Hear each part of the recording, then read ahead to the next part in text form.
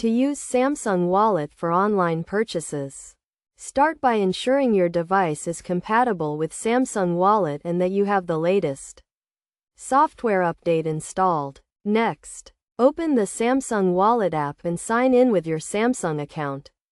If you do not have a Samsung account, you will be prompted to create one. Once you are signed in, you will be asked to set up a secure method of authentication, such as a PIN or fingerprint scan. This is an important step to protect your financial information. After setting up your authentication method, you can begin adding payment cards to your Samsung Wallet.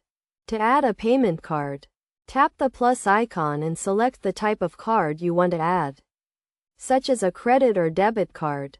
Enter your card information, including the card number, expiration date, and security code. You may also be asked to verify your card through a text message or phone call.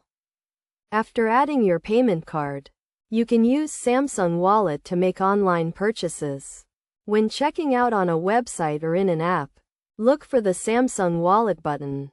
Tap this button to select your payment card and complete the transaction. You will be asked to authenticate the purchase using your PIN or fingerprint scan.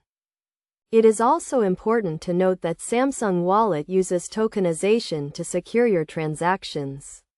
This means that your actual card number is not stored on your device or transmitted during a transaction. Instead, a unique token is used to represent your card, adding an extra layer of security to your online purchases. To get the most out of Samsung Wallet, make sure to keep your device and app up to date, and always use a secure authentication method. You should also regularly review your transaction history to ensure that all purchases are legitimate. By following these steps and best practices, you can use Samsung Wallet to make secure and convenient online purchases.